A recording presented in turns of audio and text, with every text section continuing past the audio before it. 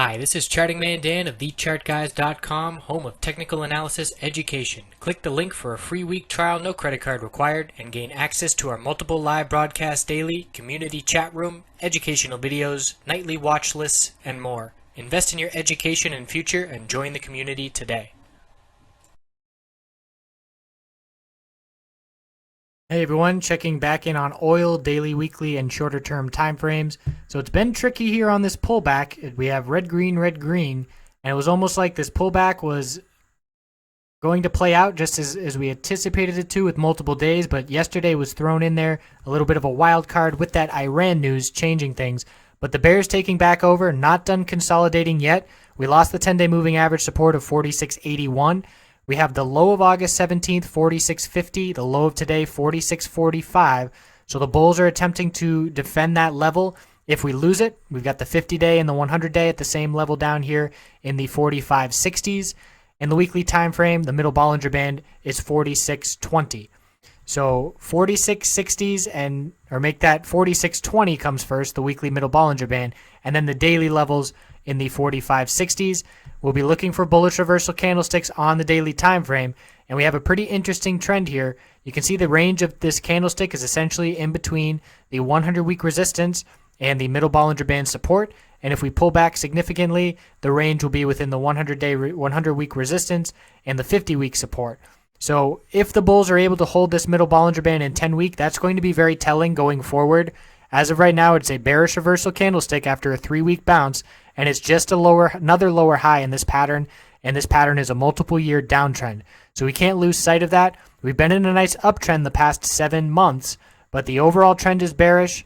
The short-term trend is bearish for consolidation, and it's going to require $50 to be support in order for me to be looking for any kind of trend change on the mid to long term to favor the bulls. We have lots of rejections from $50 every attempt in the past 2 years, and that's going to be a key level. So I am bearish long term until $50 becomes support. I am bearish short term while we continue to consolidate, but the midterm trend does favor the bulls. That's really the only time frame that does, and August seeing a nice bounce as well. So we are looking for a higher low to be established and a bullish entry opportunity once that support is clear, and no confirmation of the bullish reversal candlestick from yesterday, so looking like we are still going to pull back. The hourly time frame, we can see that bearish reaction to the inventory report led to a quick dump, and then we broke the low of yesterday, which led to a bit more further downside, a little bit of a recovery, sideways trading going on right now. RSI bounced off of oversold from that level. We've got the 4-hour chart. RSI is not oversold, but you can see defending this level on the 4-hour chart. So I like using all different time frames to get all different pictures, pieces of the puzzles to put together. And if we see lower lows and more downside tomorrow, that's going to just continue this movement, and we'll be looking down at those moving averages on the daily, and in terms of previous price support, looking down at 45.86. So there's all different levels you can be looking at, moving averages and previous price history. I certainly like to make sure I know what the previous price levels are, as those sometimes can ring more true than the moving averages can.